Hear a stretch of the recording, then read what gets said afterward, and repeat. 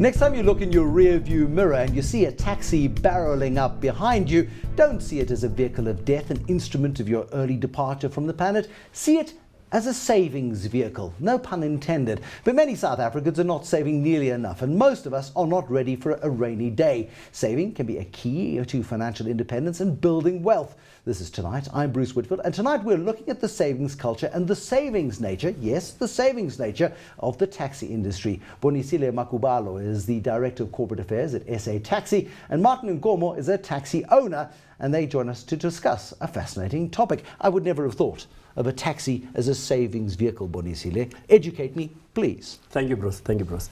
It is a saving vehicle, Bruce. Most taxi operators, what South Africans don't realize, it's entrepreneurs who went into the taxi industry because they are looking for business opportunities. And most of these entrepreneurs would either have saving schemes that they have in the communities. That could be some sort of stokvel scheme, absolutely, for example. The stokvels and others.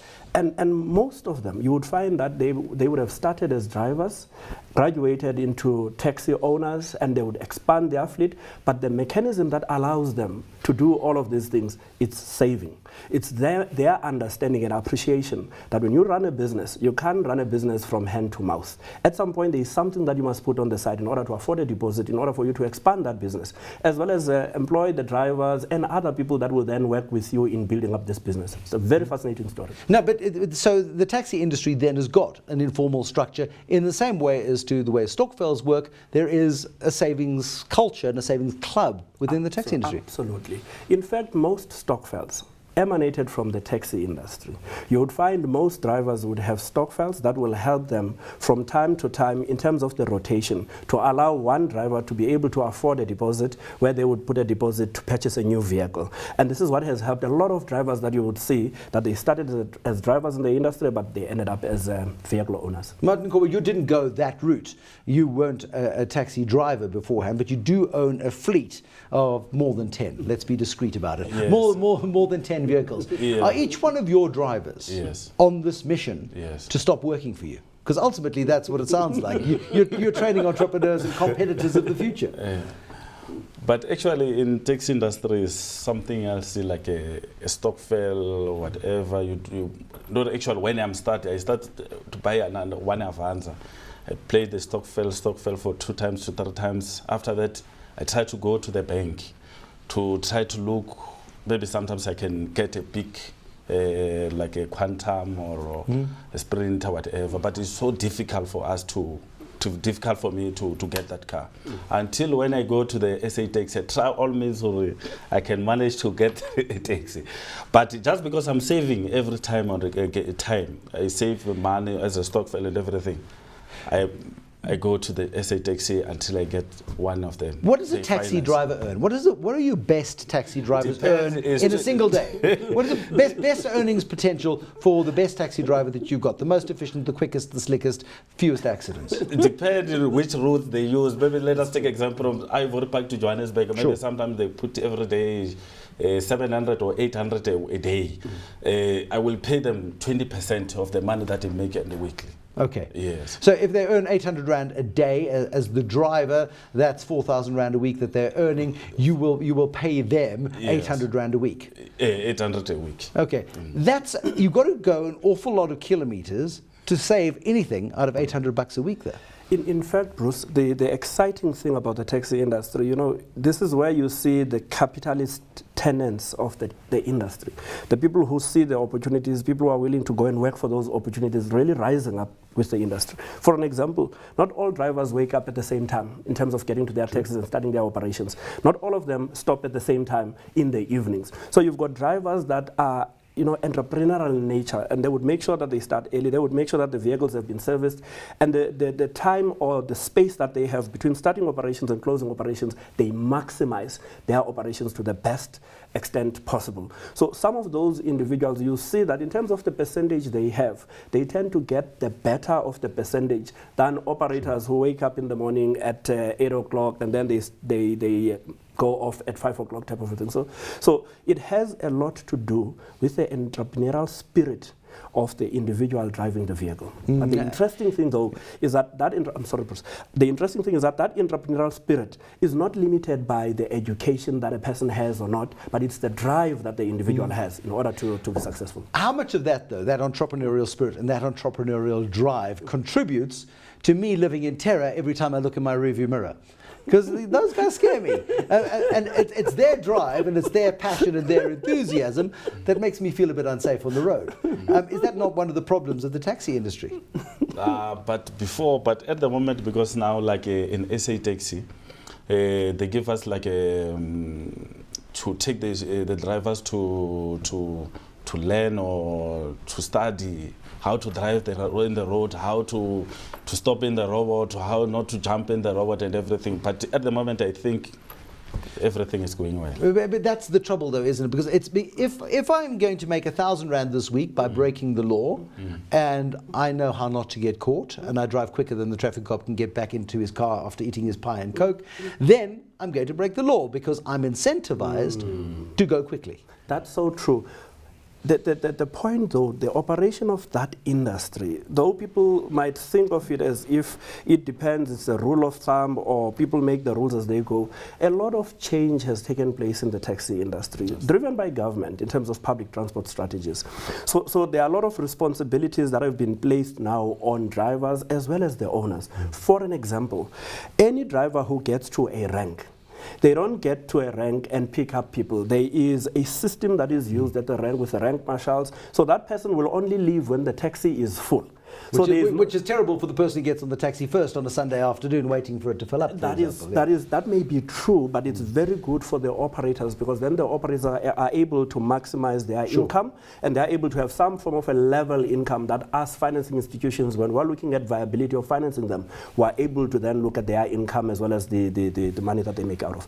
And then secondly, I think some of the challenges that we still have in the country with regards to public transport regulation is that in other countries where you've got a developed public transport, you've got median lanes that are dedicated for public transport. Yeah. In South Africa, you've got a competition of individual users as well as public transport and those who use it for business. And sometimes during these things, you may find some unnecessary friction. Absolutely. But even Porsche drivers, passengers can behave badly on the road. So we're not going to judge taxi drivers this evening. But when we look at it, though, and we look at the industry and the way in which you guys operate, it seems like an awful lot of work and an awful lot of investment for quite a small return. How long does it take you to pay for a taxi completely? Actually, to pay a taxi, it's easy, but as long as those guys, they come with a better checking and everything, it's easy to pay, and you invest and everything. Like almost on Friday you you play a stock file, maybe 5,000 you put in the bank. End of the month, you take it and pay the tax. Yeah. But how many kilometers do I need to do in a minibus for it to pay itself? It depends, Bruce. It depends. Normally, the minimum that we do on our agreements, it's 5 years. But we can extend it to 72 months, which is allowed by law. So it often depends on the type of entrepreneur that is running that operation. So but there are two rush hours. You can go between 5 and probably 9 o'clock in the morning, and you can go between 3:30 and 7 at night. And then you have the 15th where public servants get paid, teachers and others. Yeah. It gets very interesting. End of the month, it gets very interesting. Beginning of the month, where you've got some of the pensioners getting their pensions. So you've got different inflection points in terms of the taxi operations and the taxi industry.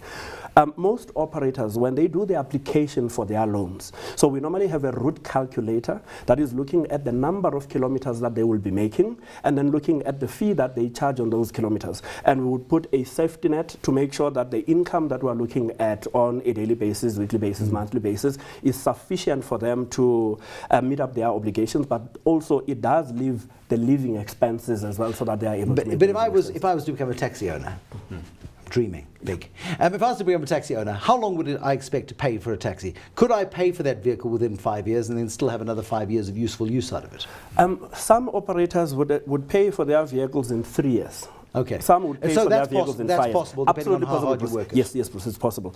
And more especially operators with fleet, they tend to pay up quickly. How much competition is there in this market? Because you there's a lot of competition, but actually, when you maybe it's a dependent how much you get, maybe sometimes in 5 years I can manage to pay by 3 years. But if I choose Martin Nkomo's taxi, I know your drivers, I know your vehicles, they're the only ones without dents. And my vehicle most of the time is printed Nkomo cab. There we go. Yes. So if I use an Nkomo cab, am I going to pay a different price to using Karabo's cab, for argument's sake? So, but it depends on the situation, or maybe how to handle a customer, how to do everything. But is there price competition? Yes. There is price competition. Let me clarify that quickly, Bruce.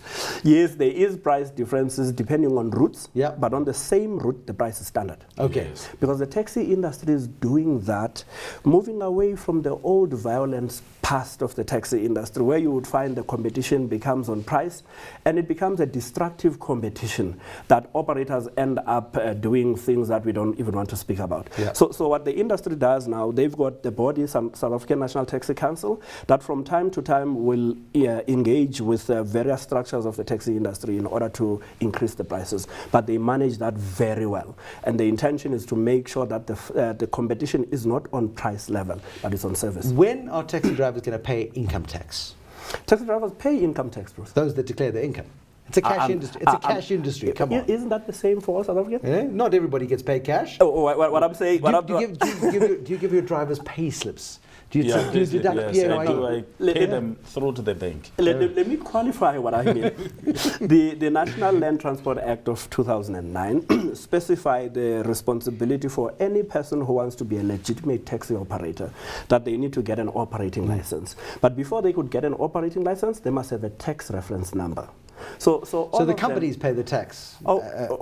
Taxi operators, owners, yes, they have to pay the tax. The part I don't know, Bruce, I'll be honest with, is whether do they declare the right income and therefore the tables are correct. That I don't know, sir. That's the great challenge, isn't it? But what an interesting discussion. Bonisile Makubalo, who is Director of Corporate Affairs at SA Taxi, and taxi owner Martin Nkomo, who owns a fleet. And I think that fleet is growing. Thank you for watching. There'll be more tonight, tomorrow. Till then, bye-bye.